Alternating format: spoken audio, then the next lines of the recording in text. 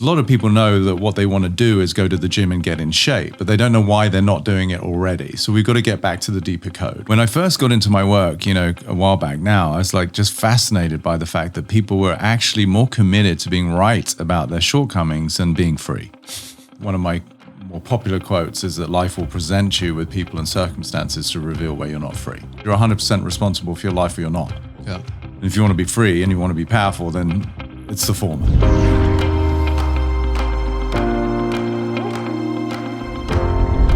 Hello, beautiful humans. Welcome back to the Know Thyself podcast, where every single week we have the opportunity and privilege to sit down with an open heart, a brilliant mind. And today is no different. Today I have the privilege of sitting not only with somebody who is an absolutely brilliant individual, but also a dear friend. I think it's a delicacy of me being able to do this podcast as I get to catch up and sit one-on-one for an hour, 2 hours, and dive deep into the topics that I love having conversations with, that we've had many times. My guest today is Peter Crone, and a dear friend. He's been pivotal to various chapters and periods in my life, really a supportive individual. He's so brilliant. He's so articulate. He's got such an open heart, and I feel a deep resonance energetically to who he is as an individual, and also on the path of Jnana Yoga, which is the path of enlightenment through the vehicle of your intellect. And we're going to be diving into various different aspects of this today. Just a little background on Peter Crone.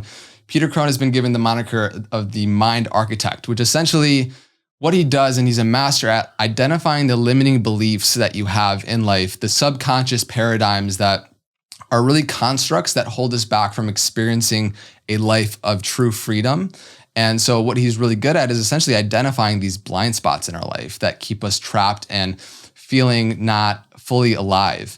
Peter Crone is one of the most high in-demand individuals in the areas of human potential and performance, and he's been hired by some of the world's biggest celebrities and professional athletes and billionaire CEO execs, royalty, just to, the everyday person. And one thing that I love was you've been called once a combination between Einstein, Buddha, and Austin Powers. and you've said before that if you had a main product for the world, that it would be freedom. Yeah. And so first of all, thank you for being here. Thank you, my friend. That was an impressive intro. I was like, does he have a teleprompter? No teleprompter. It's Well, all in the noggin. That's the beauty of being with a friend, I guess. And we have such a beautiful history. And really thank you for the flattering words. Like we've had some both, I'd say, spontaneously beautiful conversations, and then some that were a bit more intentional when you were going through some stuff, whether personal or relationship or whatever. And so it's nice to have that background, like relatability for us to have this conversation. But yeah, absolutely. I think today, not to set the bar too high, but I do think that today's episode, if you're just listening or tuning into this on YouTube, definitely bust out a pen and pad. Today is going to be an episode where we dive very deep. I already feel the immense amount of value that's going to be coming from this episode today. So I'm excited to dive in. Not like to put too much pressure on us, but it's like, maybe just the second recording you're saying, but arguably will be the best podcast you've ever done. Let's maintain the humility. Okay. Yes. Amazing. So actually, I would like to start, what I kind of mentioned a little bit is that you said one of your main products is freedom. And initially I would like to start there because for most people hearing that, they're going to say, I am free. I am not a slave to somebody physically. I'm not being put into a gas chamber in Auschwitz. I am somebody that has autonomy and can make choices in my day-to-day life. So how am I not free? And if you could touch on that, we could start there. Yeah. I think just by virtue of what you shared, and that is most people's experience, really reinforces the absence of freedom by thinking they are free, right? So it's one thing for somebody to know that they may be in a job or a relationship that doesn't fulfill them. There's not a sense of like real joy or affinity if it's in a relationship. But when people, and they're aware of that, that's a conscious thought. And maybe they're doing something to improve their circumstances, whether it be like they're looking for a new job, they want to start their own company. But when people think they are free and they don't know that they're not, it's actually the antithesis of freedom because it's a blind spot, right? So it's getting into that realm of the unconscious sense of oppression or being trapped, right? So the freedom I speak of it's very for a lot of people, it's kind of esoteric, but it's really very fundamental to the human experience, which is I assert we arrive, we're boundless beings, limitless in our essence, but we're under the impression that we are this meat suit, this human. And so we go by our name, we go by our nationality, we go by our religion. Like people will declare like I'm American or I'm Christian. And so they may think that that's a choice. And for some people, if they've gotten to a place where they're aware of the power of language and it becomes self-declared versus inherited, then sure, there's a degree of freedom that's still there. But for most people, as I just said, they've inherited these monikers, whether it be their own personal name or the things that they apparently subscribe to, the dogmas that they practice. They're usually invariably something that's been sort of handed down to them. So they think that that's who they are, but it's actually a limitation. It's not good or bad. It's just a limitation. So the freedom I speak of is right to peel away everything that we think is us, which really isn't us. And certainly the things that we've sort of just by osmosis taken from family or culture or even society, and see, okay, who am I in the absence of all of those things? That would start the pursuit of real freedom that I'm here to bring. I love that. You said kind of peel away the layers of who we think we are, right? Yeah. So this is where films like The Matrix start to feel more like a documentary than a movie. Yeah. Because it's very much so, if you take a macro look at humanity and the way that most humans are operating in a day-to-day life, they're really ping-ponging between their likes and their dislikes. They have all these assumptions, beliefs, conclusions in which they view life through an identity structure. Yeah.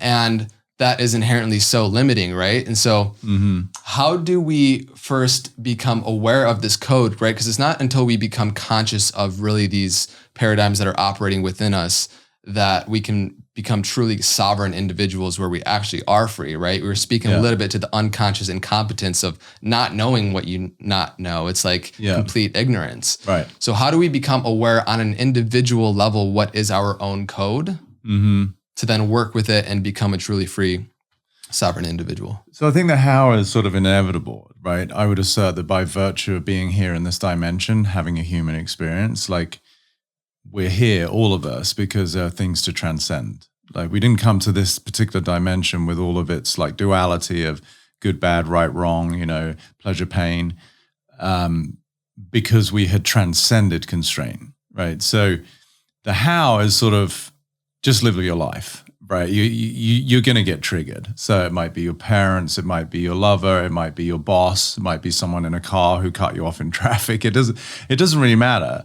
The opportunity to see where we are still confined is where do you get upset about anything? So you're obviously so familiar with my work, but one of my more popular quotes is that life will present you with people and circumstances to reveal where you're not free.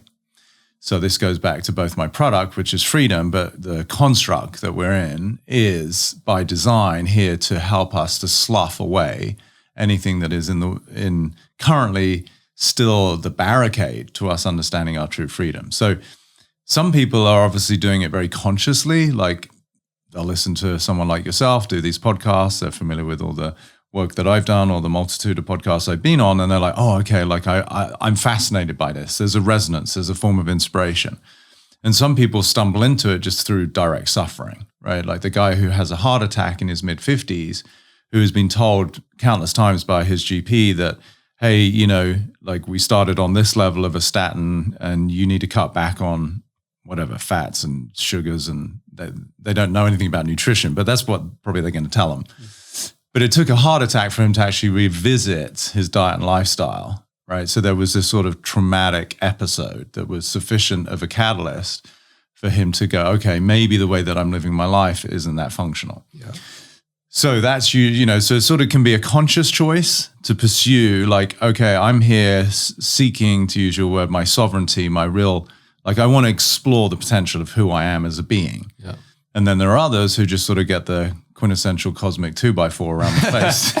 And it's like, hey, you're sleeping at the wheel and you're running a lot of people over, So it's like, it's, as I said, it's unavoidable. Like you just live your life. Like, right. I could sit in satsang with people and they're around and they're like inspired and they're, wow, this is cool. And I'm like, yeah, okay, but we're not going to sit here for 20 years. You've got to go outside, pick up your dry cleaning, still talk to your kids. It's like live life. Yeah. And that to me is why this particular construct it's so fascinating that it doesn't matter who you are and whatever your particular journey is and the karma that you're here to resolve, you're going to have the subtleties, the idiosyncrasies of your particular human arc are absolutely inextricably perfect for what you're here to reconcile. I mean, it's insane, right? It's amazing. Articulated so beautifully. Like Thank you. We are in this dimension where we have relativity. And it was one of my big insights coming out of the darkness retreat as well. Like I've also, I don't know if you've read the book Siddhartha. Yeah.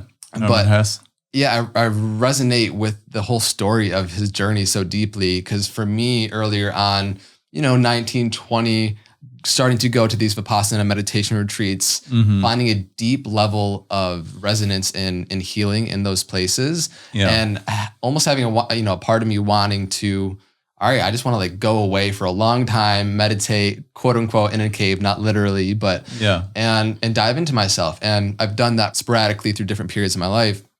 But like you said, through relationship and through relativity, what your issues are that you have problems with become revealed to you. Yeah. And so because like you said, getting smacked in the face with a cosmic 2x4. Unfortunately, that's the reality of most people. They have to get slapped by life to really wake up to say, okay, my health, my relationships, my mindset, it's in a really dark place. Yeah. For most people that are listening to this podcast right now, they have the opportunity to make the realization that you don't have to wait for the 2x4 to wake up to this realization. Yeah. So if we could speak a little bit to the function of how to deeply listen without needing to get those big wake up calls in life, so we can have kind of some foresight into ahead of the curve of what's coming. Yeah. And of course, there's always going to be to a degree of what we're oblivious to, right? Yeah. Yeah. Becoming aware of the actual function and how that is revealed to us, and many times that you've said, is essentially these behavioral adaptations that we create that show up as compensation patterns. For example, if we have a deep fear of not being loved, we're going to compensate by maybe women, money, cars, trying to garner appreciation and respect externally because we have a void within ourselves that we need to fill. Yeah. And so there are so many different behavioral adaptations that we can create based off of an innate feeling of lack. Yeah. And so could you speak to that a little bit of how we create those and how to become observant of those so we can work with it before we get smacked by a 2x4? Sure. I just have this vision now of everybody like after they listen to this podcast walking around like with these pieces of limber. That's interesting. Yeah. Or lumber and timber. Yes. I've limber and tumber. That's the name of like a new pop group out of Korea. Limber tumber. That's Indian. But anyway, so again, it's kind of weird because the illusion of choice is such that it's an illusion, right? There's figurative choice and there's literal choice. So people listening to this go, okay, I'm going to choose. But you can choose like maybe they listen to something, they read a book, they watch a movie like a Matrix or something that's a little bit more sort of in that realm of self-realization and they're like inspired. No different than it's January 1st and people are like, oh, I'm inspired to get in shape. But we all know that the majority of people are going to fall short, like within 3 or 4 weeks of whatever their goal was for the year. So there's a very subtle but profound balance between our conscious choice to want to do something. Like I want to find a great relationship. I want to make more money. So there's that inherent feeling of desire, but it gets juxtaposed against the deeper, much more profound and certainly more powerful subconscious, self-righteous like labeling, right? So somebody might be like, I want to have a really beautiful relationship. But as you were saying, if their fundamental way that they relate to self is that I'm unlovable, it's a losing proposition, right? And they could go on every dating app, they could get a matchmaking service, they could talk to all their friends. And in fact, some of those behavioral adaptations would be the reaction to the feeling of not being lovable in the first place, right? So it becomes a little bit of a self-fulfilling prophecy, unfortunately. So the how is like, for certainly inspiration, it's great. Like pursue like community where there's people like-minded who have profound conversations, listen to podcasts like Know Thyself and, get like these aha moments, hopefully. And it's like, I see something now. It's really that shift in perspective.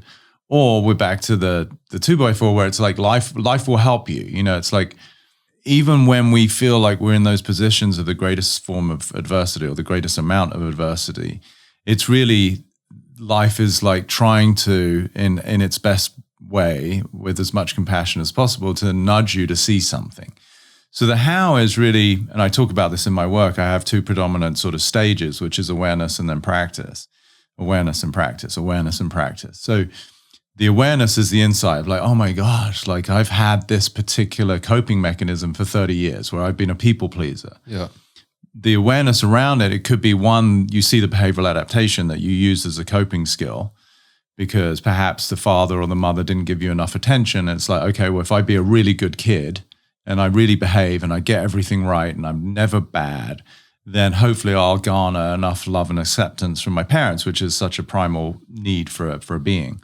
Especially as a kid, because, you know, your survival's dependent on it, right? Like you get kicked out of the nest, like you're not going to make it. So that can be powerful just to see, wow, I've done that. And I can remember certain events in my childhood that were really the catalyst for me to start that.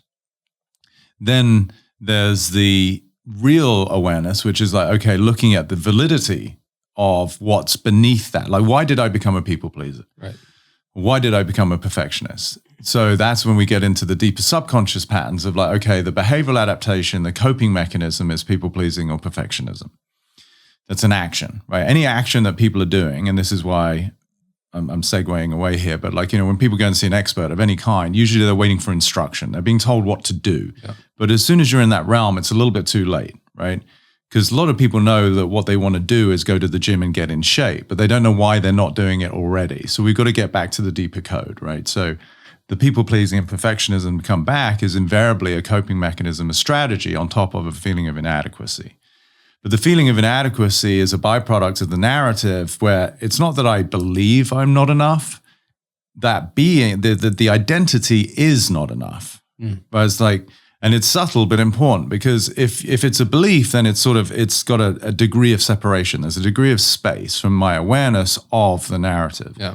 Most people's narratives that drive their behavior and their coping mechanisms that inextricably lead to the results that they don't actually want is because who they fundamentally are for themselves is whatever the constraint is. It's not like I think I'm not good enough. It's like I am not good enough. Now, we know that's just in the realm of identity. It's not who you are literally.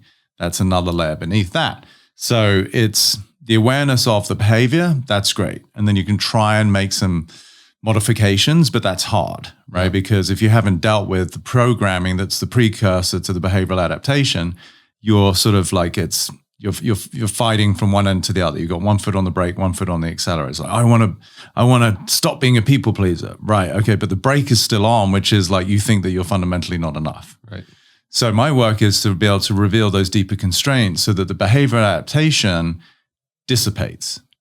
It's not something you're told to change or not do anymore. It's just, oh, I'm literally not who I was, and therefore who I now am in the absence of who I thought I previously was is going to like naturally give rise to different adaptations and behaviors. Right? Does that make sense? Yeah. So I know it gets pretty hefty, but I know you can hang. So otherwise it's like you've got a mannequin and you just put different clothes on it, but the mannequin is fundamentally the same. Yeah. Right?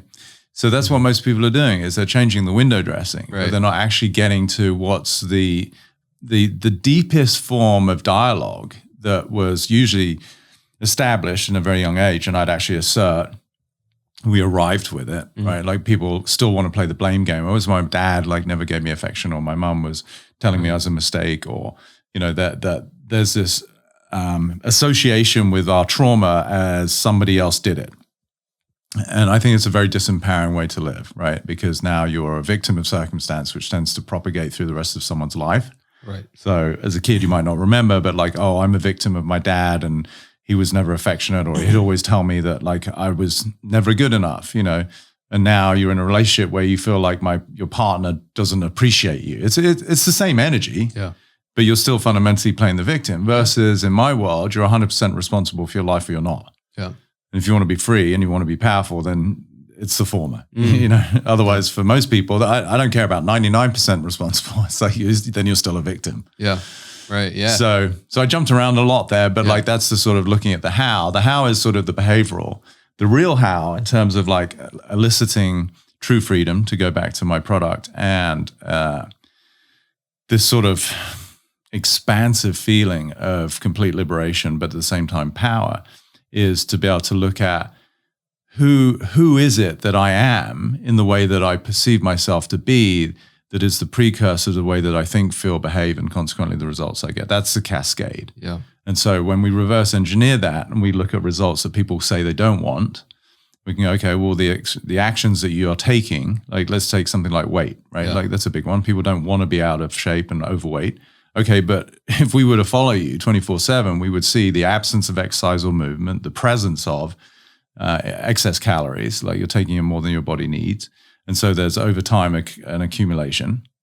But then why are we doing that? Well, there's a feeling of like, I'm lonely, I'm depressed, like I'm not motivated. Okay, well, those feelings tend to gravitate towards the behavior, which is the eating of the excess food, because there's a lot of comfort in that, the dopamine response, all of that. It's a form of self-medication. Okay, but the feeling of like being depressed and down and lonely, and okay, what does that belong in? That's going to be a deeper context of perhaps like I'm not lovable, I'm not enough.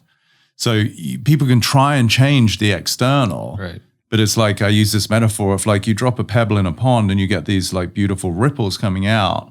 And for the sake of argument, based on the sort of the lineage that I just was talking about, let's say there's 5 ripples and the result is the 5th ripple. And so people look at the 4th ripple as a behavior, and they're trying to change that. Right? So you like that one. So it's like getting to that, like, okay, well, we'll stop dropping the pebble. Yeah. Absolutely. So it's 2x4s and pebbles. It's arts and crafts. Write that shit down.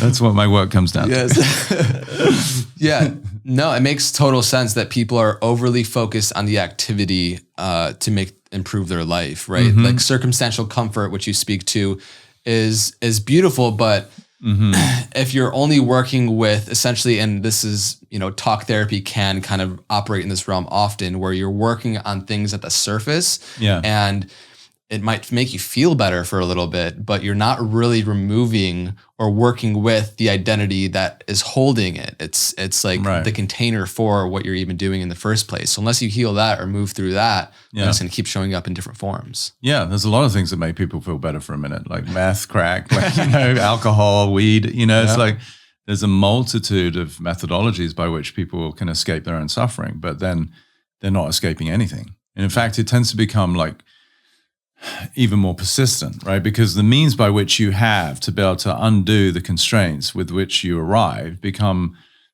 compromised by virtue of like the addiction to whatever it is. And even if it's early stage, right? Like, so when we compromise the integrity of our own like exquisite machinery of mind and body, then the faculties that we have available to us to be able to undo the things that create our own suffering suddenly become more inhibited or less powerful. So that's where we see, and it's tragic, and it's very sad to see people who do end up on the streets or do end up in addiction of some form that like ultimately is the demise of their life or their dreams and their aspirations. And it's sort of maybe a weird metaphor, but it's like if you're riding a bike and you start to like lose balance and you're leaning just slightly, the capacity that you have to rectify that doesn't need to be like that vast, right? Because it's a small deviation. But the more that the bike starts to lean, metaphorically in life, the more that you become disassociated with your true divine nature, then the harder it is, just by the laws of physics, like certainly in the case of the analogy of the bike, to actually, right yourself and come back. And that's where, again, sometimes that, going back to the 2x4, is what people need. Now, sadly, it can sometimes be too late. But then, there's a deeper compassion, which is that's the karma of that person for this particular lifestyle or lifetime. Yeah, absolutely. It's bad that bad things happen to people. It's even worse if you continue to be defined by them. It's almost like, and you see this in many different arenas of life, for sure, in the plant medicine groups. You see this in talk therapy and many different avenues where you almost reinforce the narrative that you have an issue in the first place by continually talking about it as if it exists and it's a real thing. Yeah. But it's not. Right. Well, subtle distinction. It is to a degree. Yes. So it's real, because if you were to take someone's vitals, they would have hypertension, like high blood pressure, they'd have an increased respiratory rate, heart rate, and their experience of life would be like, say, anxiety. That's a real phenomenon, right. And they're going to have measurable, quantifiable, physiological impacts. The distinction that I teach, at least, is it's real, it's just not true. And it's subtle but profound. Yeah. So it's not an actual truth that you're not good enough. It is your reality that then becomes your personality, right? So over time, it just becomes more ingrained. This is why kids are so, pliable and malleable, because they haven't got time with conditioning fighting against them just yet, right? Now, some come in with very strong karma, perhaps, and it gets kicked off very early in terms of like whatever they might manifest, whether like some kids get the leukemias or some kids are just like real troublesome and get into sort of the wrong group, so to speak. But if you can recognize the gravity of your own constraints, and that's where we need to have a lot of love and compassion, because it can be really difficult, sometimes to even look at that, to even look at these things. And that's why it's great to have reflection, community, love, friends. But like you said, plant medicine for some people, but they can have, going back to my buckets of awareness and practice, a lot of people with ceremony get huge awareness, like, oh my God, buckets of awareness, buckets of vomit, like buckets. A lot of buckets. Buckets, pebbles, and 2x4s. Yeah, bring a bucket. That's going to be, not that we have business cards anymore, but if I did, I'd put that on there. But what I have seen, at least, and then by no means do I know every plant ceremony community around the world, but for the most part, I see that there's a little bit of the absence of the practice, the integration, and the understanding. So it comes back to like really understanding the mechanics, like the difference between truth and reality, truth being our absolute nature versus reality being our relative nature. And the relative nature is always, just by design, just by its very structure, is founded in limitation and constraint. Right? So if we go back to the absolute, which you're going to be familiar with the term, just like I am, right? We could say, if we're going to use linguistics and words to describe that part of us, it's like I am. Now, then you can get poetic about it and go, I am love, or I am freedom. And I'd say they're much more accurate than I am not good enough. And so you start to recognize, one of my quotes is like, words are the wardrobe for the soul, right? So language becomes the container in which we function. If I live within the container of I'm not enough, it's obviously most people are going to understand and they can probably relate to it. It's a very confined container. Versus something that's perhaps a little more impersonal and certainly not a negation of possibility. It's like, I'm not good enough is a constraint, versus say, I am love. Now, people may not fully understand how that looks in life, but they can certainly feel that if I am love, then all of a sudden the way that they communicate with their doorman or their wife or their kids or their parents or their colleagues, it has a different resonance to it. Like they wouldn't even recognize who they could be by virtue of the fact that who they have been is an expression of constraint. So that's where the behavioral adaptation starts to become automated. It has to be practiced. But if I'm walking around the planet and I am love, then I have a different relationship to the cashier at a grocery store versus I'm not enough and I'm in my own head where I'm like, okay, I've got to work harder. How am I going to pay my rent this month? And I need to get money and I owe this. But like, I'm at a cashier register with a human being who's there, who's got a heartbeat and their own history, but I'm actually in my own head. There's no relatability. And so the sense of fulfillment of my own experience is completely compromised, which only then actually exacerbates the feeling of inadequacy because I don't have a sense of like real joy in my life because I'm not connecting with people. So it's just pure survival. So that was a lot, but this whole podcast is going to be a lot. So get used to it. Tends to download pretty heavy, but so absolutely. It's being able to distinguish that I am absolute from what you're saying on top of that becomes the prison within which we live, that then we're constantly trying to escape, not realizing, or at least remembering that we actually created the prison in the first place. Therein lies the conundrum. Yeah. Seems like the identity structures are so glued to it's like they're operating as the identity structure. So what is the best way you found to create distance from who you have been so you can step into who you could be? 2x4s. It always comes back to live life, get out there. Yeah. You can sit and philosophize all day, and you do this better than most people that I know in terms of like your practice, right? As a really beautiful discipline in your sadhana and your meditation. So that's another form of inspiration. It might be like not plants aren't the catalyst for an insight, but perhaps sitting quietly for oneself in meditation, focus on your breathing. You can just dip your toe in something that perhaps is less familiar than the day-to-day grind, right? It's like, I sat still for 20 minutes. I didn't suddenly become a millionaire. I, wasn't suddenly put on billboards and famous or some of the things that some people think they want. But there was a real experience of peace. And that shift is, again, bucket number one, awareness, right? It's like, wow, maybe the way that I've constructed my own pursuits in life aren't that accurate, meaning that like one day when, like in this like constant like hamster wheel type mindset of I've got to get somewhere, and just simply through sitting quietly in meditation, somebody could find that the experience they think is to be found in the way off distant future was just readily available. And so that can equally become an incredibly powerful experience for people to just stop for a minute. Slow down. Yeah. Like, if there was an instruction that people, and I tend to not be the instructional guy because again, I'm not interested in changing behavior. I'm interested in changing perception. Yeah. But it would be, slow down. Because it's kind of like, I love using analogies as you're probably familiar, but like, if you've got a car that you're driving on the highway at 70 miles an hour and you're hearing some noise and you're hearing like some rattles and certainly doesn't sound like, the integrity of the car is intact. So you don't try to like just bring it down to 60 miles an hour and go, okay, like I'm going to lean out the window here and see if I can change that tire. It's like, no, you pull over and you stop. Yeah. So I think that's a beautiful reflection of like when people are going through hard times, sometimes the discomfort can be a catalyst for even more restlessness, right? People don't want to be in discomfort. We're designed as mammals to avoid pain and seek pleasure. So, but being big enough to actually sit with both, right? Like your dark side, your pain, your discomfort, your suffering, the things you don't want in life is ironically the catalyst for you to becoming an even more powerful human being who then actually has a greater proclivity to get what you do want, right? So just slowing down sometimes is actually the greatest conduit to resolving whatever issues you think you have that you think will be done by being busier and getting somewhere in the future. Because everything that you do from that point forward, you will be a better version of yourself. You bring yourself into everything that you do in life.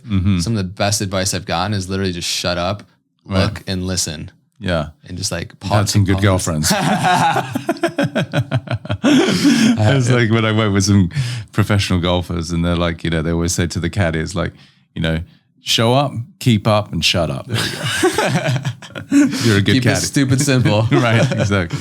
Amazing. So I would love to dive into, because we touched on it a little bit, the power of language, right? Because you've said in the past that words are both the key and the lock. Yes. And it's really, that is the function of how we speak to ourselves. We speak to ourselves in words. Yeah. First, I would like to start in an interesting place. If we raised a child in a forest somewhere and never taught them a language. You and I? Is this you proposing? Is this a setup? I'm saying we should do this. Will you have a baby with me? I guess men can have babies now, apparently. That's a whole different conversation. That is, talking about words. And anyway, carry on. Sorry. Yeah. So we have a baby in the woods. I just got thrown by the image. So if you will have a baby with me in the woods, we don't teach this baby any language. Essentially, will they still have potential feelings of inadequacy? Let's say they become a teenager and an adult. If they don't have any words to operate within their mind, they're going to be limited obviously to a certain degree, but would these feelings of inadequacy and the way that we talk to ourselves and the way that we create these programs be able to exist? I mean, it's a great conversation. And obviously in this day and age, it's very, hypothetical. Yeah, it is. Right? Because first of all, no offense, you're a beautiful man, but this isn't going to happen. And I'm not sure I want to live in the woods. And I don't know how hard we'd have to try. It's not going to happen. So yeah, I mean, are there people in indigenous tribes somewhere who like literally are living in the rainforest? But even if they don't have typical language that we're accustomed to, like British, English, whatever it is, like people are speaking in some form of vibration or sound. You know, if you look back at sort of our predecessors of many, many generations, they obviously sound, vibration as vibrational beings is an inextricable part of the experience of being human. Even if you step on a Lego, you know, it's like, ow, you know, like, was that something you learn? Or like there's an iteration of some sort of sound, right? Like you utter a noise that for some reason, whether it's deep in our DNA code, like everybody understands that like, okay, that was a pleasurable sound and that was like a discomforting sound. So I think even in this hypothetical conversation, like a kid being raised in the wood, first of all, it'd have to be like, if it's a real baby, like the baby's not going to make it, right? So there has to be some sort of custodian energy. And even if there isn't like utterance and there's not an actual recognizable language, there's going to be communication. So I think we can go a little layer deeper than just words itself and recognize the communion of connection with another being.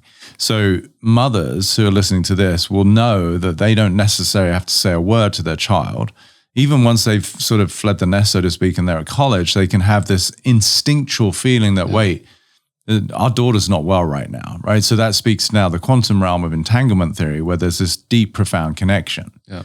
So I think, you know, this tends to be the way that humans want to focus on things. Like look at turmeric, like we want to extract the active ingredient, right? So we want to have these silos. We want to, okay, but if I took a kid and put it in, it's like, yeah, it's a fun conversation, but it ain't going to happen, right? Yeah. So, but it might give people an insight into the power of language. Like, okay, so if I didn't have words, would I suffer? Really is the context of your conversation or the question. So I'd say, there's a distinction between pain and suffering. Pain to me is physiological, right? Like if I get up and I stub my toe on a table, like it's going to hurt and I'm going to, you know, say ouch. Yeah. Or probably something more profound and like, son of a. Anyway, so, but suffering to me is where we get into that realm of something that is at least somewhat optional. It's unavoidable because you're human, but it becomes like there's a degree to which through the karma of our journey, we can mitigate the majority of it, right? That's my work, is really fundamentally to get rid of suffering. So in the absence of language, would there be suffering? It's a great question, and it could be a good debate. I would still say that just by virtue of being a sentient being, that there's an internal feeling that it might be of isolation, right? So there's no inherent pain, but like having primal sense of belonging, a feeling of wanting to have a value and connection. In the absence of that, I would assert that's still suffering. They may not have language. Look at a baby who doesn't know how to speak. And when they're first, so they don't have language. When they're first, sort of that first moment that the mother and the child is separated, invariably the child screams or cries. Yeah. So we could say that is suffering that is not a byproduct of language that it's constrained, right? So I think we got to the answer. Got it. So yes, the kid's still going to suffer.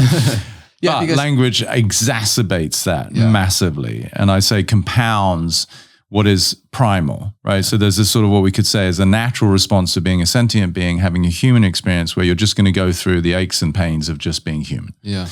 Then, and particularly in today's society, there is on top of that, there is this extra layer of suffering that is by virtue of all of the constraints based in language and the way that we're spoken to, the societal like wrongs and rights of what you can and can't do. And suddenly you're like in this very tight box, all of which is language. But I think even without language, you know, Neanderthal man was going to have, you know, I don't know if they had disagreements about who was doing the washing up because they didn't have a kitchen sink, but like I'm sure there was some disagreements. Something, you know? For sure. Yeah. Yeah.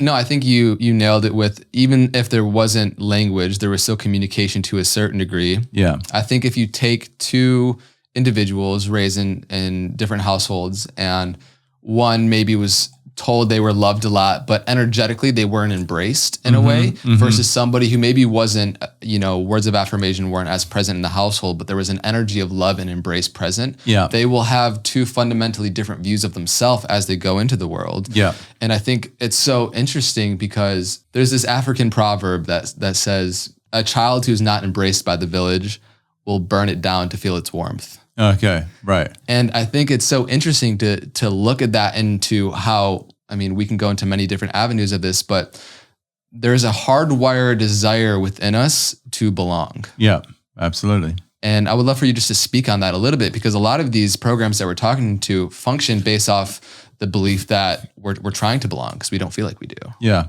Which becomes, again, somewhat of a self-fulfilling prophecy in a bit of a deleterious way, right? Because if we are under the impression that we're separate and we want to belong, what we keep reinforcing is this feeling of detachment, right? So, and it's something that I would assert is one of the pivotal points in my life, like the 2x4 for me, Peter Crone, was really one of the precursors to me having these distinctions and insights was when my dad died, right? Because that was after my mum had died and I was an only child. So it was sort of this visceral experience of separation. It wasn't like I feel separate, but I'm married, but it's just my husband doesn't give me attention or my kids don't pay me any mind. They don't listen to me. And a lot of people have that experience of feeling separate or alone, even though they're in a community, they're in a family, or perhaps they're somewhat ostracized from their personal family. And look at what went on in these last 2 years of BS, I think we share a lot of similar values around, like that mass psychosis process speaks to like really appealing to the fundamental desires of a human, like belonging, value, and security. So all of those were stripped away, and we could argue that was intentionally done so, like through media and whatever these people in power are telling us, right? Like, you're everything out there is dangerous. Don't touch your Amazon boxes. You're going to die. So you strip away security. And then obviously the sense of belonging is the big one that we're speaking to, which is you can't see your loved ones. And even if they're in sick care or in the hospital and, you can't go and say goodbye as they pass, like that's devastating. And then you're not essential. Like, so you strip away somebody's sense of self-worth, right? So then all of a sudden people are desperate and they'll do whatever you tell them, which again, a conversation for another time. But the belonging, I would say, is probably the most profound. And we could argue for multiple reasons that the reason being is that underneath it all, underneath the illusion of separation and diversity, there's actually just unity. Mm-hmm. So if perhaps not in a conscious way, but in a very profound primal way, our feeling is of belonging, like that's who we are, that we are part of, whether you call it the absolute consciousness, God, whatever word you use. But we're looking through this illusory sense of separation because Andre's there and Peter's here and like I'm over here, you're there. So clearly we're separate, right? So then what does Peter have to do to get Andre to accept him? Although now we found out you want to run away to the woods with me and have a child. So apparently I'm good.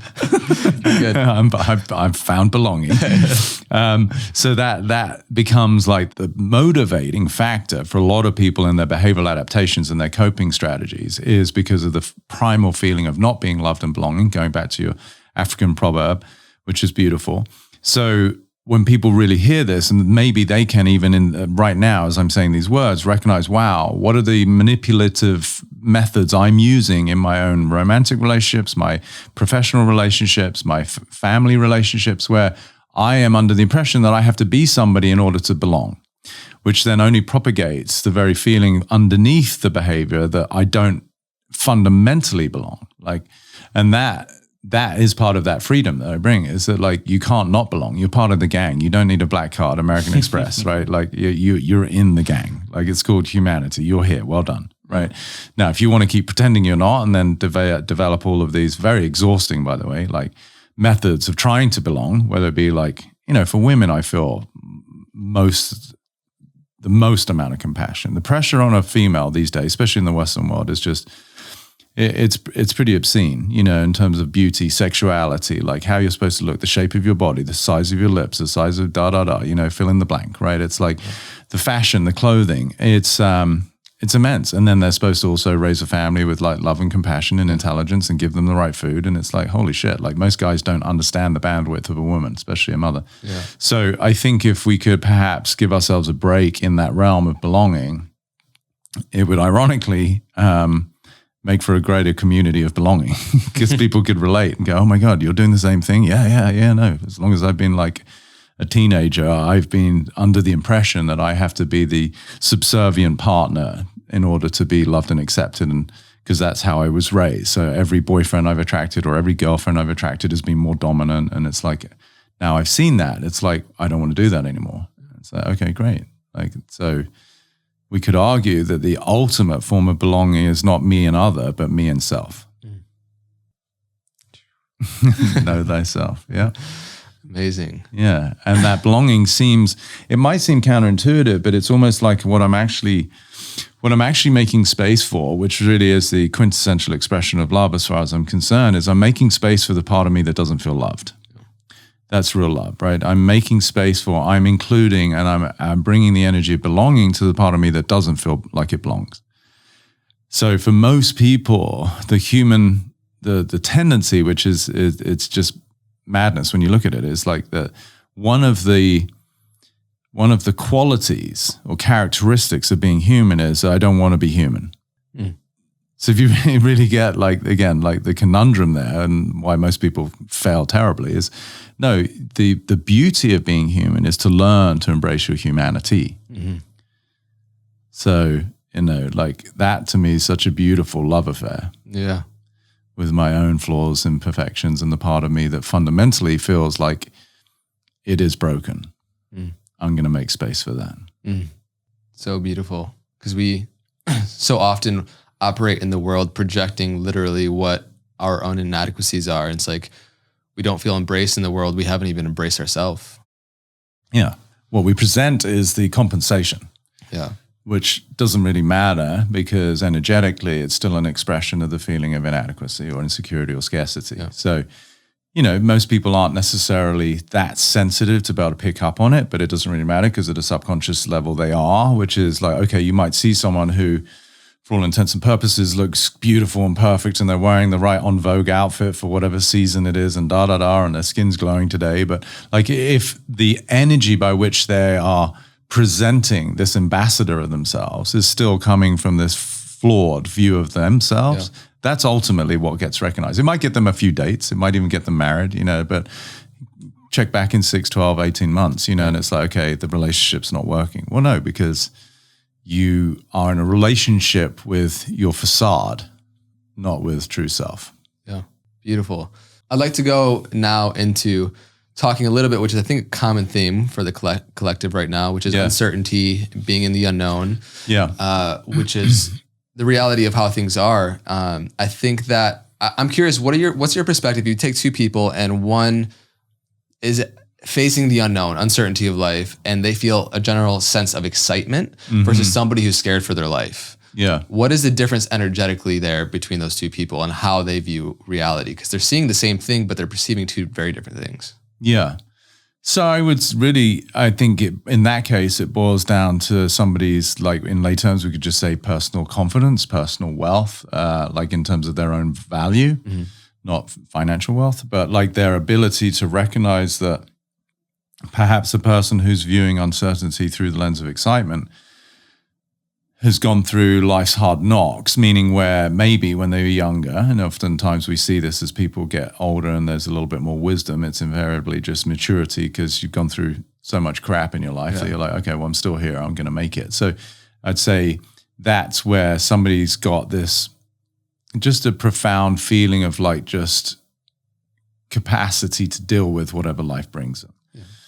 Then the secondary person who's looking through the lens of terror and worry and fear, there's all manner of ways by which they could have arrived there, right? Which is that they were a kid and they would be asleep, and then at 2:00 in the morning, their dad would wake them up because he was drunk, and he's like, come and dance or come and play. And, it's terrifying for a kid. You're like fast asleep, and I've heard stories like this. Or you're sitting at the table and then all of a sudden there's a massive fight in the kitchen between your parents. And that triggers a feeling of complete and utter panic for a kid, because it's like your life is perceived to be in danger when you're at that level, like when you're that young. So if those conditioned patterns have been established at a young age, where you're in an environment where there's the absence of security or safety, to go back to your tribe metaphor, where a kid isn't held, A kid doesn't even have to be abused. Like, to me, it's quite a blanket statement, but I say anything that's the absence of love is abuse. You know, it's a big, bold statement, but I'm going to stand by it. So like, a kid might not be sexually abused, physically abused, emotionally abused, but if they're not loved, they're being abused. And that's a real wake-up call to a lot of people. But so that child, in the absence of the feeling of like being seen, being heard, being held, being acknowledged, being reassured, invariably, and that's the world that we tend to have right now, no slight on parents, but everyone is like so sort of spread thin that they don't have the ability to have that presence with their child, most people. And so usually the majority of humans that we see do have that form of feeling of like panic and terror around uncertainty. So that's why most people are walking around in a state of fear, and like anxiety is so prevalent. I don't know the numbers, but it's hundreds of millions of people around the world who deal with it. And they might not call it anxiety. They might not be on a prescribed drug for anxiety. At least I hope they're not. But, you know, they would still say, oh, I'm worried. You know, there's a sort of a gradient of fear, right? Like we could say panic and terror is like one end, and anxiety, and then fear, and then perhaps worry, apprehension, mild concern, and consideration or doubt. You know, it's like, not everybody's in a real state where it's affecting them physiologically and it's sort of being deleterious over time to all their tissues, but that's when people get really sick. So to wrap up the answer to your question, the irony about excitement and fear, because that's the word you use, is I'd say they're actually two sides of the same coin. So it might look like on the surface that the person's like gung-ho and excited about life. It certainly has a better lens to live by. And for sure, I'd much rather choose excitement. More useful. Yeah. And it's just a better experience of myself and life, right? Like, okay, cool. I'm excited to go to this dinner party tonight, or there's a bash at my friend's house and I'm hoping that so-and-so is going to be there and I'm looking forward to. So it's a much more future-based proposition. Like the one that's based in fear and anxiety is actually, it looks like I'm worried about the future, but really it's a reflection of a history that was very traumatic, and I'm just hoping it doesn't get repeated. So that's where, again, one of my quotes, I say, past hurt informs future fear. So fear and excitement, going back to what I said, to me are both sides of the same coin, or two sides of the same coin, sorry. And it tends to still take us out of just being where we are. Right. It's still a conversation about reality that you're having. Yeah, you're still in some proposed, projected, superimposed vision of a future that hasn't happened yet. Yep. And this is why also excitement can end up in suffering, right? Because it becomes unfulfilled expectation. So I had the excitement of, I'm like, there's this girl that I met the other day and we're all going to this event, or we're all going to Coachella or whatever, and I'm going to see her. But for some reason, you go there with the excitement of seeing this person, guy, girl, or whatever, or opportunity for a business. And then that doesn't actually transpire. Well, now you created excitement that leads to unfulfilled expectation that now creates suffering. You lose either way. Hence why same, you know, two sides of the same coin. So listen, I'm all about all of it, right? Like, again, I want to be a big enough being that even if I have over my life had different periods of fear or excitement, it's okay. Like, you know, you're human. Like, we don't want to walk around and just be, you know, completely oblivious to anything around us, where, you know, it's a powerful place to be, perhaps, where I'm just not a victim of anything. That's great. We can call that awakening, enlightenment, whatever. But, you know, look, we also got to recognize we're human. We're here at this time where there's a shit ton of shit going on out there right now. You know, it's like you're doing a great job if you're not being triggered at some level. Like, you know, stuff that gets to me, it's like how can this be happening? You know, it's like, it just doesn't make any sense. Like, it's just evil. So, but then there's got to be a deeper conversation where I find my peace, which is like, okay, there's an intelligence that I just am oblivious to that is far, far bigger and more powerful than me. And so I'm going to trust, and I'm going to keep doing what I can to inspire this shift in awakening. There's more love, there's more compassion, there's more unity. And hopefully that transcends whatever dark forces seem to be at play right now. So yeah, fear and excitement, they come from different forms of conditioning. I think, you know, if people really want to get a takeaway from the, you know, it's a beautiful question, is that just recognize that regardless of how you're looking at it, life is uncertainty. And hang out there for a minute, just see how that feels, right? Like, and it also helps to see, like, what you kind of touched on, where if, okay, you look into uncertainty, or the unknown and you have excitement, all right, great. It works out how you were excited for it to, and then it happens, you suck some of the juice of it happening spontaneously in that moment. Or you look into the unknown and you're fearful about it. It happens the way you thought it would. Okay, now you suffered twice. Yeah. Or if it didn't go the way that you thought, but you were just fearful of it, okay, you suffered and were fearful unnecessarily. Yeah. And I think Mark Twain has the quote, some of the worst things in my life never happened. Right. Yeah, absolutely. Yeah. You could argue then you get the joy of relief. Like it's like, this silly joke, but like a guy's hitting his head against the wall and his buddy walks around the corner and sees him and he's like, what the hell are you doing? He's like, I'm hitting my head against the wall. And he's like, well, I can see that, but why are you doing that? He says, it feels so good when I stop. Right. So, there's an argument for the fact that like some people become addicted to their own suffering. And again, I would assert it's not a conscious process. It's just that the ego's predominant focus or intention or drive is self-righteousness. Like I want to be right about my inadequacies. Like, see, I told you that relationship would last. See, I knew I'd lose that job, or damn it, I knew I'd put the weight back on, right? Like what's the undercurrent of those declarations is really, it's just a self-righteous like way of sustaining and perpetuating the ego, which we have to have evidence for it because the ego itself is fictitious. It's based on illusory language. It's not who we are. So in order for it to be sustained, you actually have to find evidence.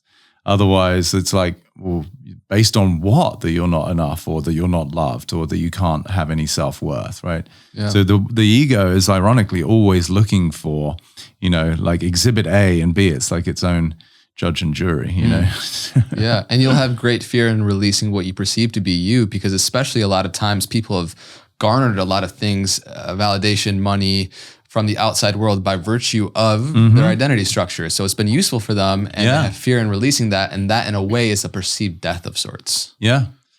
One of my favorite subjects, death. Death. To the dark side. The dark side. Yeah.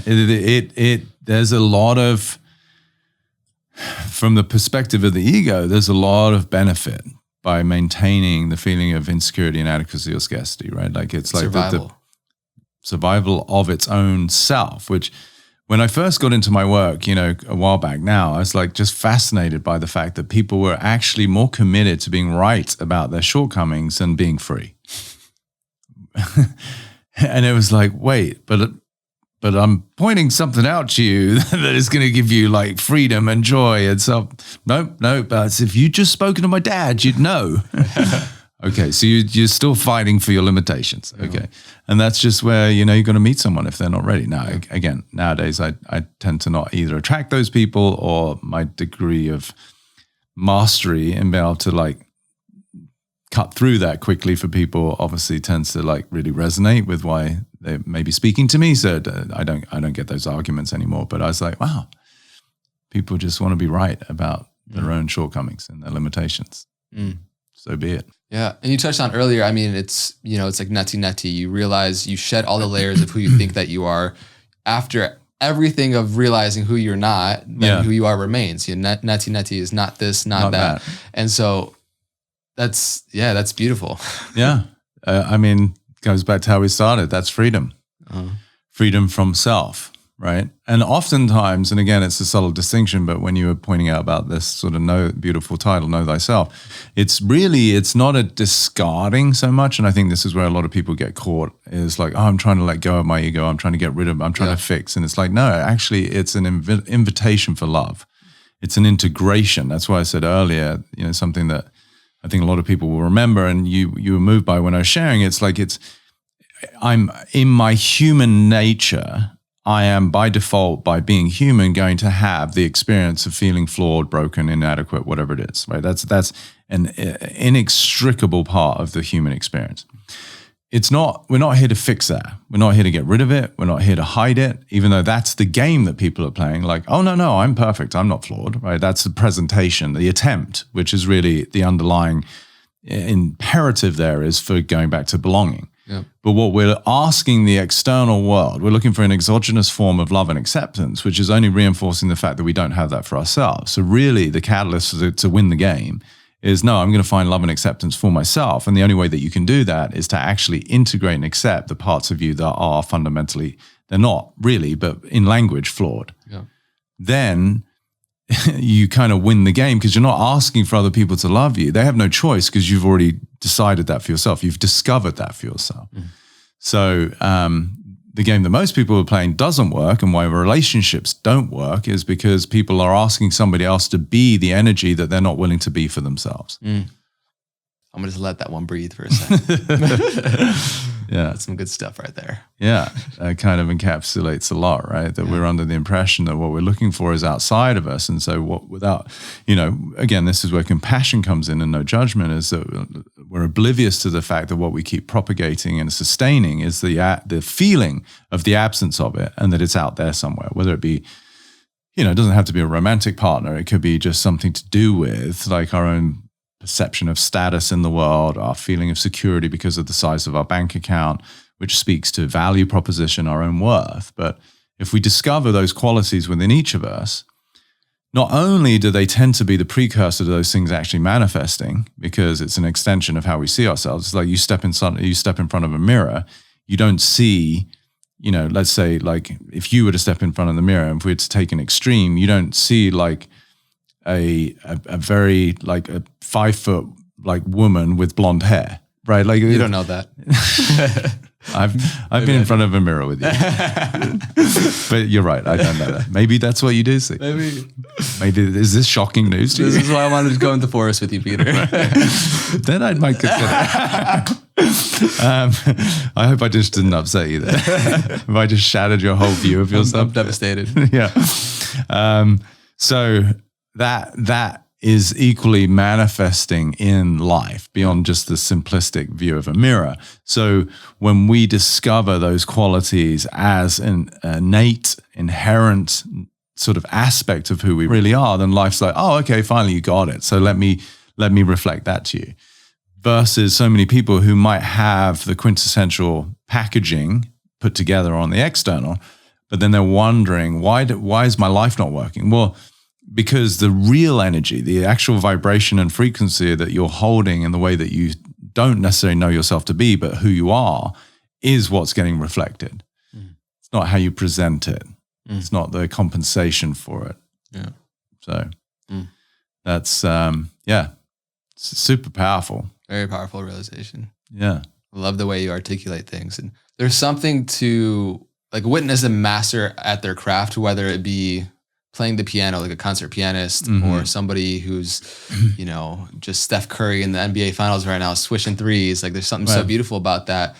And the way that you articulate the inner dimension is like second to none from who I've studied many people, but like the way that you put it, it's because I feel like you have an inherently deep understanding of so many supporting dimensions of how it all fits within another. And it's just like a really beautiful thing just to listen to contemplate on, to re-listen to. Yeah. I appreciate that. Yeah. That's you've often been very generous with your words to me, but like that's I get it. It's really it means a lot because I can't necessarily, or I don't necessarily stake claim to the way that I can articulate, and whether I'm doing my version of Steph Curry with language or it's Mozart in the way that I have a cadence in my words, whatever it is. But like, I certainly am very grateful for it and the difference that it seems to make. And the number of people like yourself who've said, wow, like something about you, just the way you said that, like I've kind of heard that before, but the way you articulated, like I just got it. Like it just something clicked, right? Yeah.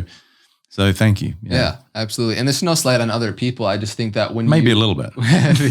Yeah, screw those people. But I think it's because you inherently, like you really understand it. Yeah. Like a lot of people are regurgitating information and it's coming from a knowledge, not a gnosis. So there's a big distinction. It's a huge distinction. Yeah. Yeah. And I might have taught you that one. Quite possibly. Yeah. No, knowing is very cerebral, very in the head, right? Versus gnosis is like, it's a profound, deep knowing, like a guttural knowing. Yeah.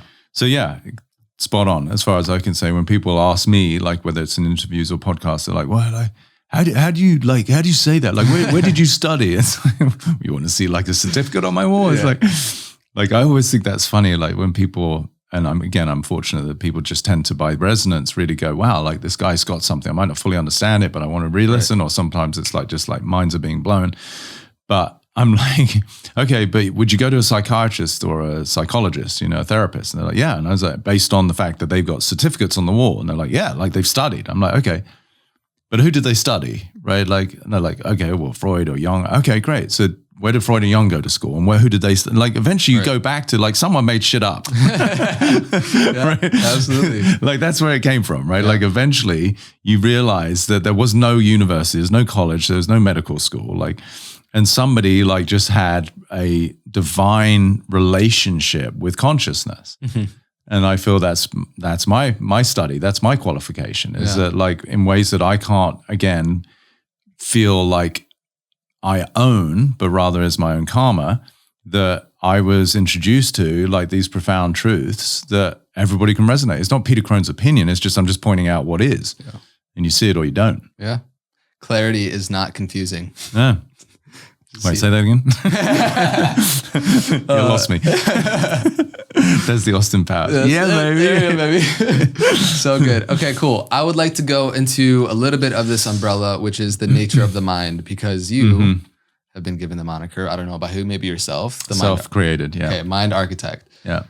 So I'm sure you have thought quite a lot about the nature of the mind. Yeah.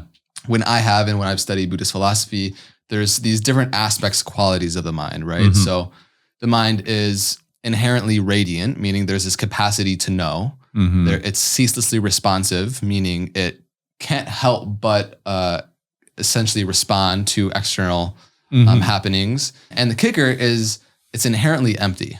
Mm-hmm. Now, this is really fascinating to me because we spend so much of our time in our life preoccupied with the mind's business. Yeah. And yet it's inherently empty. Like if you try to say you got it or you grab it, it just, it's not there, right? But you're operating with it so much throughout your daily life. So just hearing that, is there anything that you would like to touch on about the nature of the mind that you feel like, because your mind is so brilliant, and I'm just wondering how you view it and operate your own mind and use it as a tool instead of letting it like kind of, use you.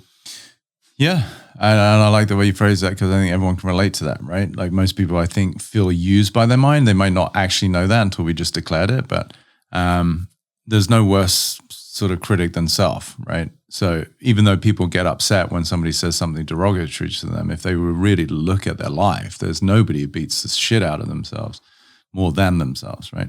So, yeah, so mind is a fascinating thing to look at in terms of structure, right? Like fundamentally, if we look at it, mind is a word, it's 4 letters, it's a sound, but it points to something. And so for me, the way I articulate it, or the way that I perceive it, is mind is fundamentally a space, which goes to your third point about like there's sort of inherently empty or there's nothing there. So I wouldn't say it's empty, because even going back to the kid in the woods, it's like there's going to be sensations. Like you have a brain, right? There's neurological interactions, there's synapses are firing. There's a lot of stuff going on, even if it's just biochemistry. So, but the way I look at mind is really, it's much more akin to a computer, right? So you have a fundamental operating system and then you have software. So everybody nowadays, even if they don't own one, is aware of what Apple is. And for the most part, people are going to have a laptop. And when they buy a laptop now, it's pre-installed with iTunes and Safari and Garage or whatever, GarageBand or whatever it is. Like there's software programs, but you could reset the computer and get rid of, in theory, every piece of software, and you'd be left with the operating system. Now, that operating system has evolved over time. The laptop that you buy today in 2022 is going to be vastly superior to one that you might have bought in 2010. And that would have obviously superseded anything that was in 2000, yada, yada, yada. So even without the software, the fundamental operating system has evolved. And that really is the container in which you can get to add programming. Somebody might be a designer, and so what they want to do is get all the Adobe suites, and they function in Adobe Illustrator and Photoshop. That's their software. Yep. So that's what they're putting in their mind. And for somebody as a human being, what they might put in their mind is the study of law, and they become an attorney. For somebody else, it might become they become a car mechanic, and they know everything about like the carburetor to whatever it is that they have to study. So, but they both had the basic operating system. Now, this is where I think there's also room for a lot of compassion, which is everybody's functioning within 100% of their capacity. but everyone's 100% capacity varies. So then you start to see, okay, well, if in the absence of programming, we're left with operating systems, which I would assert is getting closer to what the mind is, which is really just the space of possibility. Then we start to become a little bit more responsible for like, okay, what is the code? What is the programming that I'm quote unquote ingesting or reinforcing? No different than diet, right? In Ayurveda, which is part of my work, we look at like ingestion on all levels. We don't just look at it as like, what are you putting in your mouth and swallowing into your stomach? It's like, what are you visualizing? What are you watching? Like if you're watching horror movies and like these horrific like shows with a lot of violence, then it's really not that different than eating like a bunch of junk food, right? And I could assert probably even worse. Are you listening to lyrics and music in like some of these like very derogatory sort of rap songs? And, you know, it's like, again, I'm not judging. I'm just saying that the vibration of those lyrics is a form of ingestion that fundamentally is going to be put into your mind that is going to create a tendency towards maybe the way that you relate to people in a much more sort of hostile way, right? Versus you're listening to beautiful classical music, or you're listening to like some of this more like yogic music, et cetera, et cetera. And again, not like I'm leaning in either way. I just want people to understand that there's resonance. Just cause and effect. Just absolutely just physics of like, what is that vibration? Yeah. So that to me is really the mind, which is it's a space, it's a container. And to a certain degree, people have a proclivity towards like greater intelligence and greater awareness, and some don't. That doesn't matter. It's just what is the software that you're putting in there. Now, of course, in the formative years of being a child, a lot of that software is being triggered and installed from parents. Like, you know, money doesn't grow on trees, and don't do that, you're bad. You know, and before you know it, that then becomes the structure in which an adult is born, not realizing that they've become very confined by the program that was put in their mind when they were very young. Yeah. So mind is just really, if you really want to break it down and make it synonymous with one word, it could be like mind is possibility. Pure possibility. Yeah. Well, that's 2 words. So way to mess it up. No, it's space. Like that's whenever I do events and workshops and stuff, I often ask, you know, that first question. I was like, okay, if I was to ask you as a group, like, you know, what's mind, you know, and people are like, you know, thoughts, beliefs, feeling, like, I'm like, okay, these aren't inaccurate, but I want you to consider mind is just a space. Yeah. Now you go, okay, it's like, it's no different than this room, right? This room for whatever, like, you know, 100 square feet or whatever it is, like, you know, there's a possibility in the room, and you've just done an incredible job of what you've created in this room. I brought it to its brink. Right. It's on the verge of busting, but like the possibility that you created here is for a podcast studio. For somebody else, if they lived in this space as a family, what this room might be is with pink colored walls and like, you know, things hanging from the ceiling with a beautiful cot because they're expecting their first child. So the mind in that case represents the walls, and then the possibility within that is really, you know, through your own declaration and what you commit to creating. And what are you committed to creating? Because obviously you create the walls of your own mind, and you have obviously big visions, and we've had many conversations of this. What is your vision for humanity? For humanity as one form of creation? Yeah, and the way that you want to kind of leave, your creation and how you see it impacting the world. I mean, and to try and keep it as succinct as I could, it would be the dissolution of suffering. And suffering in the way that I kind of distinguished it earlier, which is like the idea that there's anything wrong with anybody, right? Like, which then would cascade into all of the atrocities that we see with the abhorrent behaviors of hostility and abuse and war. Like, these are all catalysts, well, not the catalysts, so the byproduct of the catalysts of feeling that we're fundamentally separate, we're different, the division that everyone keeps to, you know, whether it be the media or whoever, like trying to actually sustain because it pays well. Yeah. But like, yeah, for me, it would be dissolution of suffering, which really we could come back to the one word is like freedom. Or if we're going to do 2 Pure words. freedom. Yeah, I'd like total freedom. Pure possibility, total freedom. There we go. It's a little different. Yeah. So you've obviously worked with incredible people, very successful people from all walks of life. I think that a lot of people have this notion that people are just cut from a different cloth, or when you're a billionaire or you become a successful celebrity, these woes that are common to humanity in general and human suffering like just evaporate or something. Yeah. And obviously by virtue of you being hired by so many successful individuals, that's obviously not the case, because you're helping them with something that most people can't, which is why they seek you out. You work at a very high level. And yeah, so do you see, I guess, what are the kind of difference between working with those types of individuals versus just the everyday person? I'm sure you see the similarities just at a different scale. For sure. In terms of like the fundamentals of what's going on between the ears and suffering, as we've delineated it, versus pain, like it's really no different. Like I often said, like, you know, the person with a ton of money is drinking Cristal champagne. The guy or the girl who doesn't is drinking Bud Light. Mm-hmm. You know, it's like one costs like $1.99 for a can. I don't even know, but you know, and another's like $300 bottle of champagne. So you could say that it just makes the methods by which people seek comfort with their own self-medication just more expensive or more available. Yeah. So, but the human being underneath the surface is still looking to escape.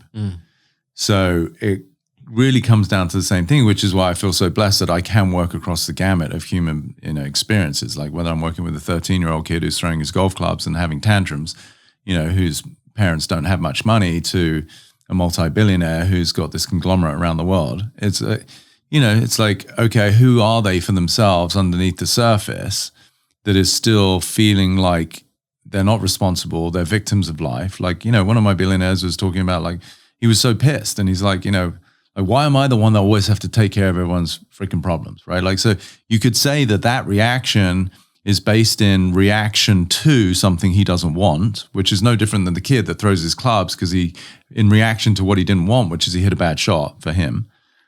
And now they're both upset. So the adult is just having a tantrum, but in the guise of an adult who has got usually the language and the ability to justify, rationalize why they should be upset. But really, when you break it down, like, you know, you're just sulking. You're just like a kid. So the same dynamics are at play. It's just one has got like a lot more padding, you know, a lot more fluff, right? Which actually can often become an obstacle to, you know, finding real freedom, because there's just so many means by which you can mitigate and offset the suffering, because you've got people who are yesing you, you've got no end of means to be able to buy whatever it is you need to offset some of that, or go on a vacation, jump on your jet, like, you know, buy a new home, like something that could be that big dopamine hit that is sort of subtly but insidiously hiding what's really at play here. What you're trying to find is true freedom and joy and peace. So there's really no difference energetically. Yeah. There's only a difference materially. And from the perspective of an onlooker, you know, who doesn't have the wherewithal to be able to see beyond like the facade, it looks like, and I'm not denying that, like, obviously having means and resources makes life seemingly easier, but I think to speak to people who don't have it, don't think that's where it's at, because then you're still playing the game of one day when, you know, like when I have enough money, then in the future, like, I'm going to be so good. It's like, okay, no, you're just going to have more money and you can afford me. Yeah.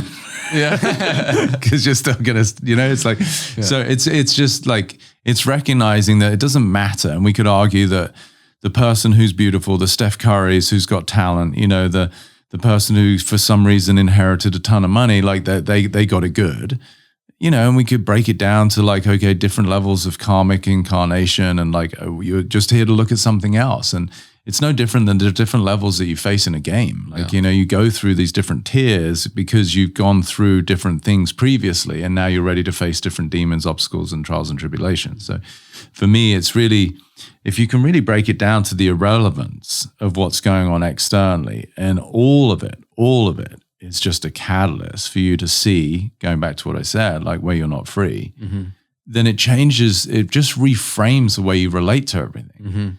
Because everybody is still so focused externally. The exogenous means of finding my freedom, and most people, of course, think it's going to be found through more money. In a future-based proposition. Yeah, that's where my joy is. And when I'm like, all you keep reinforcing is the idea that you're not where you're meant to be, which is now you are in suffering, which, of course, is only going to inspire you to want to get to the future because you're in suffering, not realizing that you're the one that is actually creating the suffering, right? Like, that's the thing that fascinated me going back to the mind. I realized, like, there's this one brain within the mind in terms of your own conditioning that is creating a future that you're potentially worried about, or the concern for like, well, what about this or what about that? Whatever it is, fill in the blank. Everyone's got a million of them. not realizing, and then you come back to present time, reflecting on the superimposition of a future that you don't want or you're concerned about. There's this avoidant energy. And so that one brain that created that is now in present time trying to reconcile, how do I avoid it? Not realizing that you made it up in the first place. And then you wonder why people drink so much. It's like playing cat and mouse with yourself. Yeah. And then people are exhausted. Yeah.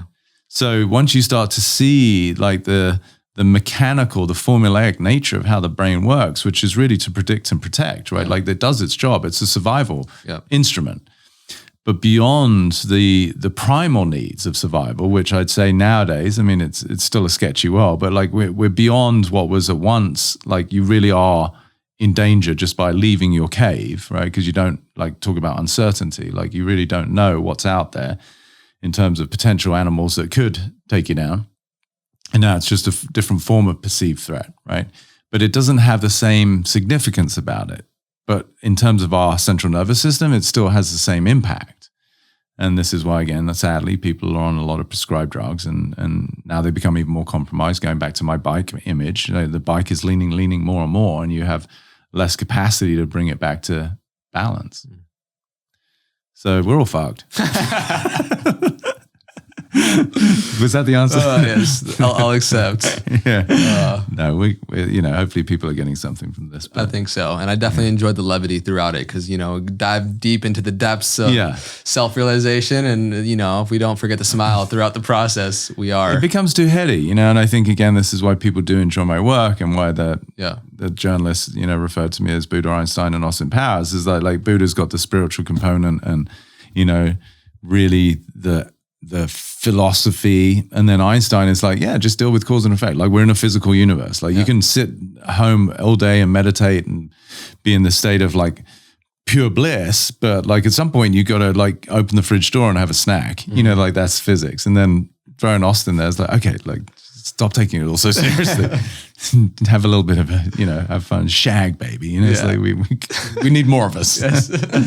Not according to some people out there. They are trying to kill us, but less of us. Anyways, yes, beautiful. Yeah. What has been the process of you? I feel like one of the most worthwhile skill sets you can develop in life is just your ability to listen, which comes when you're present, not operating these future-based propositions that we just talked about. Yeah. How have you cultivated that in your life? Because obviously you're very good at it. Thank you. Not to keep blowing smoke up your ass, but I'm getting closer to this trip to the woods. You're good. I would say it's not so much what I cultivated, but it's the absence of something, right? So most people... And I use those terms. Take the wind out of my question. But you're absolutely right. Yeah. So, because cultivation has the underlying sort of implication that it's something I've worked on. And I'd actually say it's the dissolution of something, which was the idea that I was worried about what people think about me. So in the absence of former Peter, like who I thought I was, who I was in my own view of myself as inadequate or self-conscious, then I'm just with you. Right. And that's love, right? To me, like I equate listening to love. And why most people can't listen is because they're still subtly or sometimes quite significantly in a place of being so self-aware because they're scared.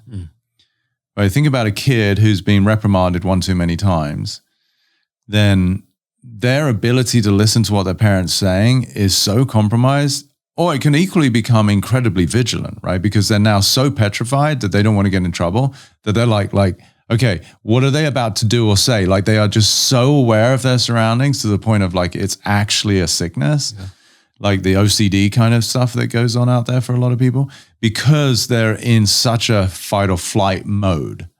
So I would say my listening was the byproduct of the disintegration or the dissolution of the idea that there was anything for me to survive. You got that? Got that. Yeah. It's a beautiful place to be, because it's not to say that like, because people are like, well, how come you're just so at peace on a stage, or like you're just such a great orator, a great public speaker? And I'm like, well, I wasn't always there. Like it was the absence of me that led to that. It wasn't that I became that. It was the part of me that was previously concerned of like, am I going to do a good job? Will I be funny? Will they like what I say? Am I saying the right thing? Am I going to get the job? Will I get whatever it is that was a concern or a perceived threat was actually the obstacle to just self-expression. Yeah. And this is where I think kids are so beautiful, especially when they're young.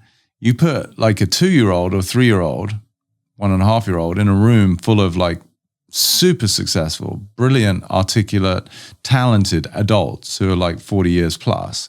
The kid's going to get all the attention because everybody else is their heirs and graces and their ambassadors are having the conversations like, oh my gosh, did you follow the stock market? And like, isn't it awful what's happening over in, Ukraine or like these conversations, which really underneath it, there's just somebody who just wants to say, you know what, just really struggling at home right now. It's like my kids don't listen to me. Like I think I'm going to get divorced. And it's like, whoa, like, there's an authenticity that gets someone's attention.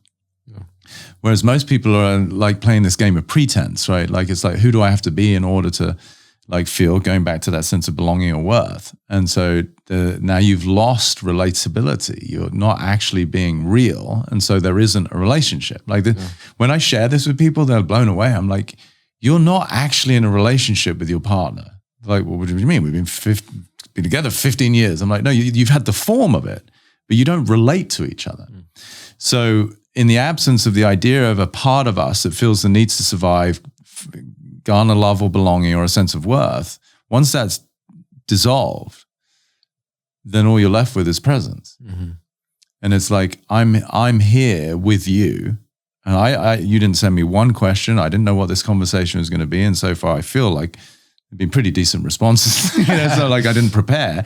Now, Peter of Young, early 20s, coming out of college, I might have been like, hey, can you send me some of the questions? Because what I would have wanted to do is have good answers. Why? Because I want to make sure that people think I'm really cool, But that wouldn't matter if they thought I was cool or not. Even if they did, I'd still be in a state of suffering because I didn't think I was. And that's why I'm trying to garner it from somebody else. Right?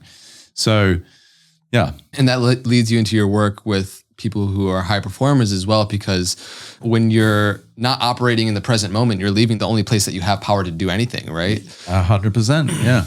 Yeah. And this is, again, going back to that quote, it said like past hurt informs future fear. So I'm working with a golfer, a baseball player, an Olympian. It's like, it doesn't really matter. Every athlete, especially in baseball, because it's a sport predominantly dictated by failure, is going to have disappointments. And so it's who can integrate that the best and stay committed to either what they feel is their inherent talent or a skill that they continue to develop, such that they're not, then their future gains are in no way compromised by their past failures.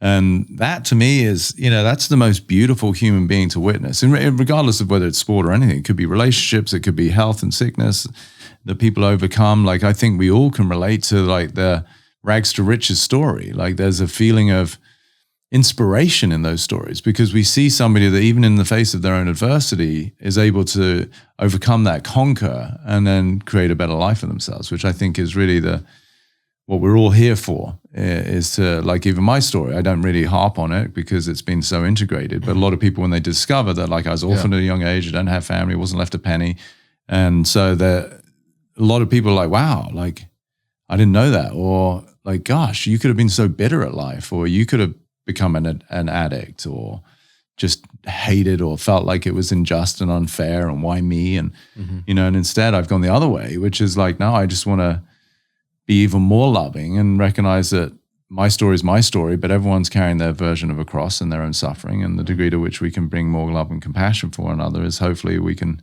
turn this paradigm into something that's a little closer to a slice of heaven, as opposed to the shit show that we seem to be in right now. So yeah, having that compassion, whether it be with an athlete, of integrating, accepting, and not disowning or disregarding our history, but really just to say that everything that I've been through is an integral part of who I am today, and for that reason, I'm grateful. And it's in that accepting of our path that we find the liberation of ourselves. I feel like most people that see who you are today and hear that your parents died when you were young and the trials and tribulations that you've gone through would be very shocked. It's truly, because I look at myself and I look at, like, relationship that I just got out of. I look at certain things that have happened in my life that have felt difficult at the time, but I realized that I want the version of me that has gone through this shit. Yeah. Because that person has more to give to the world. Yeah. And I feel like it just brings even more credibility to who you are, that you're not just spitting some philosophy here. You've gone through the challenges of life, and you've applied what you've learned throughout it, and now you're sharing it with just, so beautiful. Thank you. Yeah. And I think that also adds to that level of authenticity that I spoke to earlier, which is like, I'm not just some trust fund baby who was given like Ivy League education. I got denied entrance to the university I wanted to go to 4 times. Right. So I eventually just picked up the phone, which was a rotary phone. I mean, there's a lot of zeros. Like you got to go around. I don't know. You might be too young. You don't remember, but like I'm dialing a college at the ripe old age of 19 or 18 or whatever. And because I'd been denied entrance because my dad died in the middle of what we call our A levels, which is the equivalent of like sophomore and high school, like those the 2 years of high school, whatever. Like so in England, they're the pivotal years in terms of what determines your grades, which are the determining factor into where you can go. Like, and to begin with, I was doing really well, and I actually we do what's called A levels, and normally you do 3, but they said I could do 4 because I had the bandwidth and the capacity, and I was sort of on track to do the Oxford and Cambridge or whatever. But then my dad went to work one day, never came back, and suffice to say that was pretty traumatic. And so I wasn't at school for a long time, and my grades suffered. The association of what I went through didn't have school time, it was all correlated. Yeah. And so I didn't go to Oxford or Cambridge. I didn't even apply, but I applied to a school that's arguably, perennially in the top 10 of colleges. It's a good college. And, but I got a no, even though the principal, the headmaster of my college of my school wrote a letter to explain some of the situation. Didn't matter. So I saw it as an opportunity to take the year off. And did some work experience, which is also pretty common in Europe, certainly in England. And then I reapplied, still got a no. And actually in the first year, there's a second, you can do what's called clearing. You do the second time. So then there's 2 times, then the no, and then eventually I just called. And I spoke to Dr. Ward. It's one of those moments. It's so pivotal in my story that it was so beautiful because he picked up, and thank you, talking about listening, that as a man who doesn't know who this kid is, like I'm literally cold calling a college. And I explained my situation and argued my case in a compassionate way. And I just said, I can remember saying, and I certainly had some balls then, I don't know where I got them from, but I said, I just want you to know that I'll be as good as, if not better than, any of the students you have accepted through the traditional means. And I said it in a way that wasn't arrogant, but it was heartfelt. I guess there was a deeper gnosis again of like what I could bring. So he said, okay, let me talk to the head of the department and we'll get back to you. And anyway, called me back the next day and said, yeah, we've made a spot for you. And I'd never even been to the college. I hadn't even looked at it. It was just a deep knowing that that's where I wanted to go. But I do remember within the first week or two, going to all the different classes, and he was the head of genetics. And sitting at a desk, and back then it was like the old wooden desks, and he was walking around. It was our first class in genetics. I was studying human biology and exercise physiology, and he was, whatever the handout was, he put it on the desk, and he came up to put it on my desk as I'm about the 20th desk, and he's like, "Glad you made it." Mm-hmm. It just gives me the chills now, but it's so. It's a long-winded way of really acknowledging your kind words. That I've I don't consider myself special, but I certainly wasn't handed stuff, And so to go through all of these things and have to fight the good fight and stick to my commitments, I think is something that, whether it's overtly understood or it's more just subtly felt as okay, there's something about this guy, that the way he speaks, he's just not sort of from the pulpit philosophizing and telling us how to live our lives and telling us what to do. It's hey, listen, I've been through a lot, and if I can share some of that and it's going to impact your life in a way that it makes a difference, and I'm happy to do that. Do you have a moment that stands out as the most impactful moment of your life? I mean, there's a few. I mean, obviously, in ways that I don't understand, my mum dying. My dad actually sent me away for a week because she had cancer, so they knew that was imminent. And God bless him for wanting to protect his son. But, for me at 7, I don't know what the hell was going on. I think, my dad going to work and never coming back. Just, that's it. dad goes to work. Like, you're going to see him later or tomorrow. Like, no, that's it. Like, that was pivotal in a way that it showed me the absolute impermanence of life, like, and the fragility of life simultaneously. Like, there's an assumption that we make that is pretty audacious that we have tomorrow. And we just don't know that. You think about how many people have, I don't like the word lost, but for the sake of, everyday vernacular, like lost a child in an accident or lost a loved one or in a tragic accident like my dad. Like, and to me, that really does elicit the importance of really valuing every moment, without sounding cliche. It's like, give your kids a little extra hug today, or tell your partner that you really love them. And, people save words for eulogies that are so beautiful. And I'm like, can you just tell them while they're here? So that was pivotal. And then I'd say, right, in terms of like me becoming Peter Crone, the mind architect professionally, it was really my first love. That was pretty powerful. So just sort of falling in love as best as I knew at the time as a ripe old, what would I have been, 26-year-old or something. It was a very novice view of love. Even though I was a very loving guy, it wasn't really love. It was just romantic love, puppy love. It was exciting love. It was fun. But like, because of my past hurt, parents dying, I was still in the narrative of loss until I understood there's nothing lost.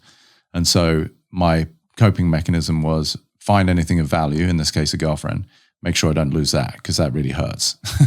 So that when she actually decided to leave me, which at the time was devastating to the part of me that at the time was based in constraint, that was really pivotal, because it took about 8 weeks of my own suffering and desperate men doing desperate things, meaning calling everybody, how do I get her back, hoping to hear from her, calling her for the first couple of weeks, and probably being like really just like an insecure little boy. It's like, come back, mummy. It's like, wasn't a relationship for her. I mean, she loved me. Like, it was beautiful. I'm being hard on myself, but the energetics of it was a little desperate, and I was the perfect boyfriend, which was my adaptation to making sure that she stayed, which of course never works, because the energetics, as we spoke about earlier, was what's actually driving the relationship. So that was really pivotal, because to wrap it up in the bow of what the actual epiphany was, she, as I said, left. She said my love was suffocating, which at the time, kind of made sense, but didn't. I'm like, wait, if you're getting that much love, isn't that a good thing? But later on, sure enough, when I had my own sort of quote unquote epiphany and awakening, I realized it was like an accurate way of describing it, because the energy was very clingy, even though on the surface, gifts for no reason, poetry, like, what every girl would sort of aspire to, or at least assert that's what they want in a partner. It's like, I was it, but as a facade. But it's subtle, because I genuinely was that guy, but there was just that little extra effort. Yeah. Anyway, and then I didn't. She left, and we had a couple of calls for a couple of weeks, and then I was on my own journey for deep spiritual transformation for 6-7 weeks. And there were many things that transpired in that, but ultimately it came back to the fact that my narratives were always the concern about the future. Like, where is she? Is she dating anyone else? Like, will ever I see her again? Will I have love like that again? Like, these sort of incessant, basically unanswerable questions. And it was the unanswerable part that I eventually got, which is like, I was sitting in my rent control apartment at an IKEA desk that I put together. Like, my life was very basic. And I suddenly got the answer to all those questions. Like, it's like, where is she? Is she dating anyone? Will I see her again, or will I have love like that again? And there were a myriad of other questions, but the answer to all of them was fundamentally the same, and it was categorically accurate, which is, I don't know. And it just hit me. I mean, it was more like a 4x6. It wasn't a 2x4. Yeah, I've downgraded the size because that was painful. I'm like, listen, I'm going to hit you, but not as bad as I was hit. So the 4x6 was like, it was so profound, and I felt a freedom cascade through my body that I didn't know, one, was possible, and two, I'd never had before.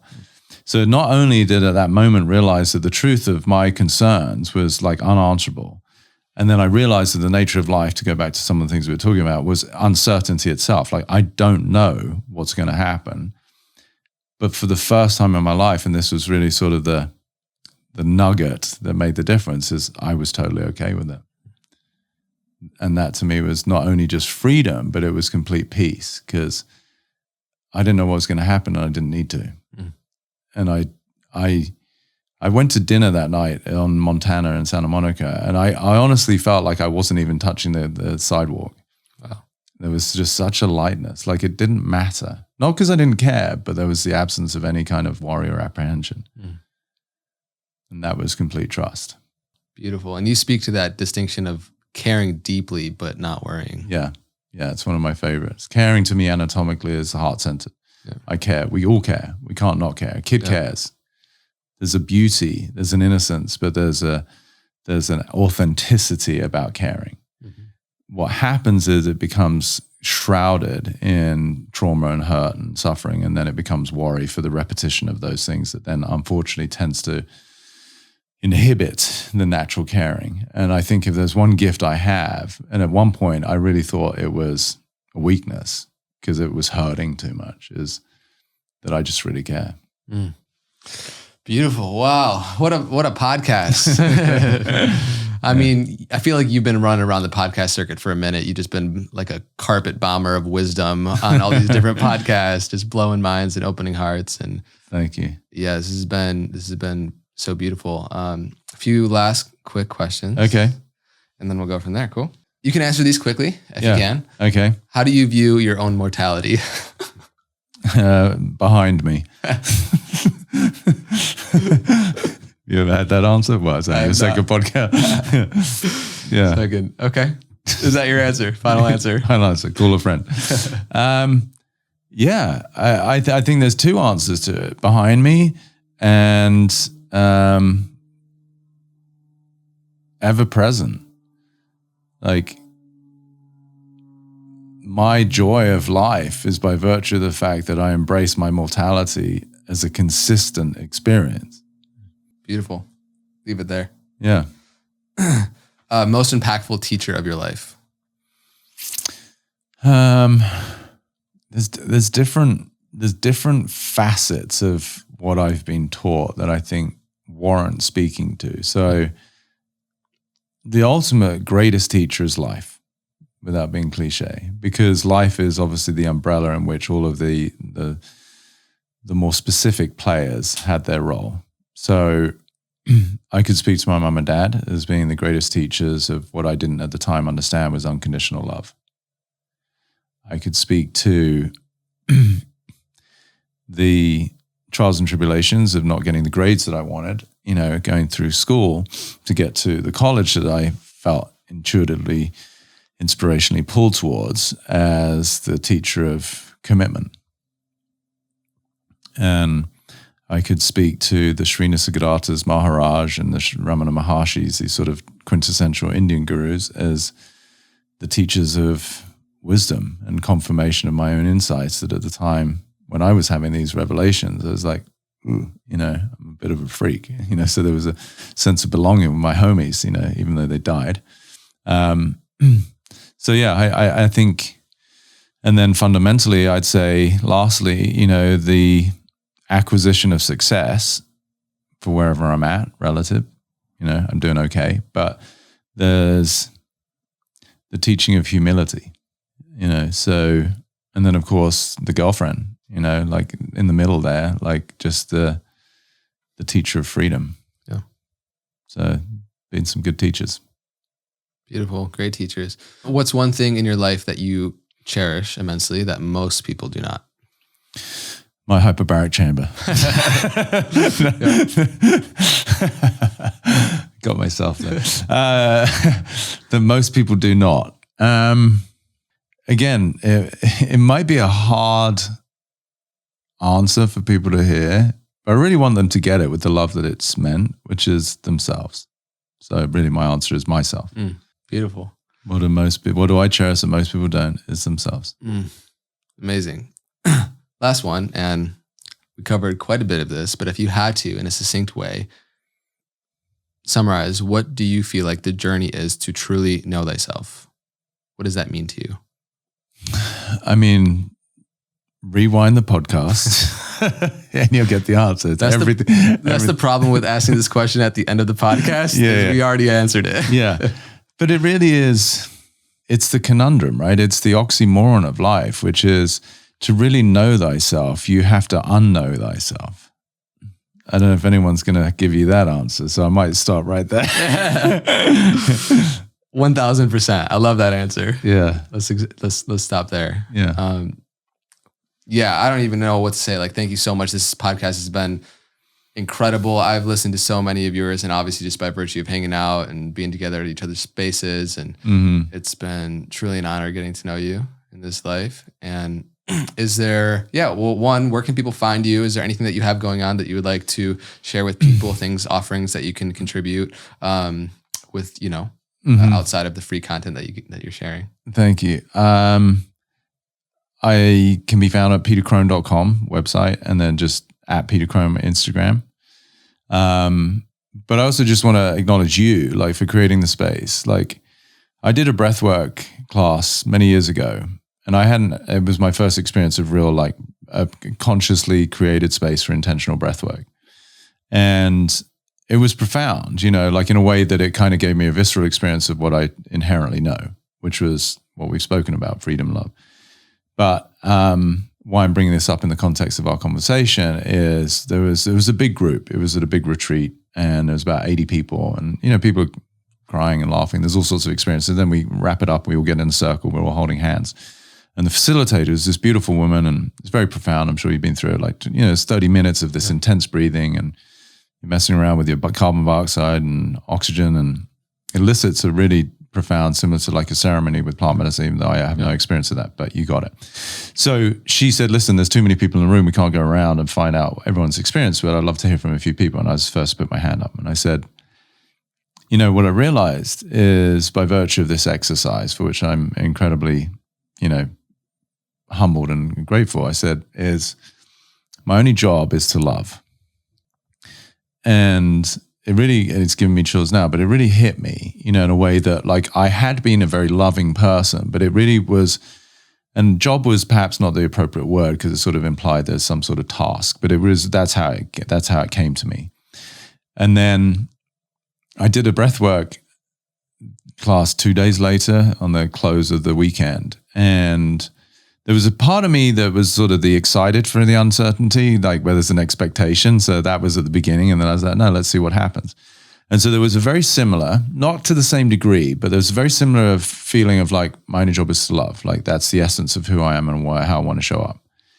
The difference was, and why I'm bringing it up in the context of your question, is that, again, the group was assembled. I put my hand up and I said, I realized that my only job is to love. And I said, I just have immense gratitude. Because if it weren't for all of you, I wouldn't know that. Mm-hmm. And I wouldn't have the opportunity to exercise it. Mm.